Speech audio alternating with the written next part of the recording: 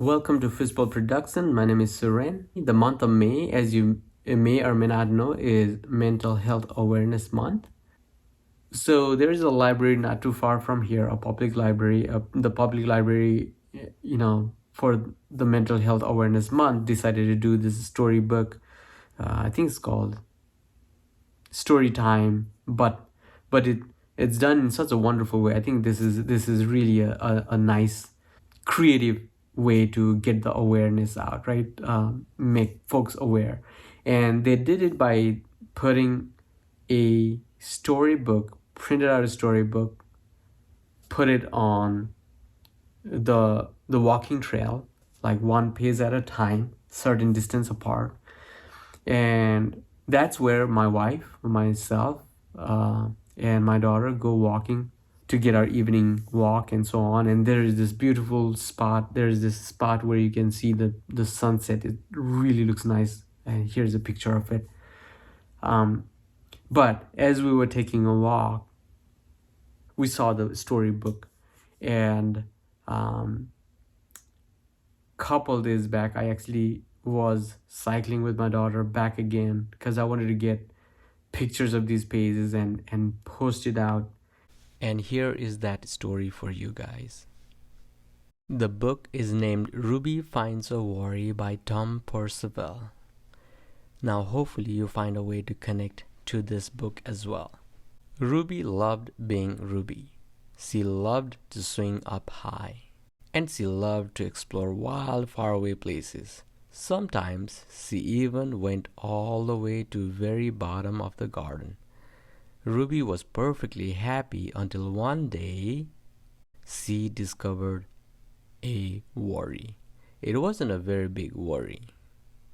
In fact, it was so small that at first Ruby hardly noticed it. But then the worry started to grow. Each day it got a little bit bigger. It just wouldn't leave her alone. It was there at breakfast, staring at her over the cereal box, and it was still there at night when she brushed her teeth. The funny thing was that no one else could see Ruby's worry, not even her teacher. So Ruby pretended that she couldn't see it either. She tried to carry on as if everything was normal, but it just wasn't. The worry was always there, stopping her from doing the things that she loved. Ruby wondered if the worry would ever go away. What if it didn't? What if it stayed with her forever? Ruby didn't realize it, but she was doing the worst thing you can ever do with a worry. She was worrying about it. Now the worry was enormous. It could barely fit in the kitchen at dinner time. It filled up half the school bus. And it took up whole rows at the movie theater. The worry became the only thing that Ruby could think about, and it seemed like she would never feel happy again. Then, one day, something unexpected happened. Ruby noticed a boy sitting alone at the park. He looked how she felt. Sad. And then she noticed something else, something hovering next to him. Could it be a worry? It was. Ruby realized that she wasn't the only person with a worry after all. Other people had them too.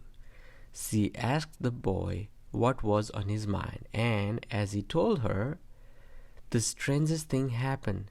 His worry began to shrink. Then Ruby did the best thing you can ever do if you have a worry. She talked about it. As the words tumbled out, Ruby's worry began to shrink until it was barely there at all. Soon, both of their worries were gone. Finally, Ruby felt like herself again. Of course, that wasn't the last time she ever had a worry. Everyone gets them from time to time. But now that she knew how to get rid of them, they never hung around for long.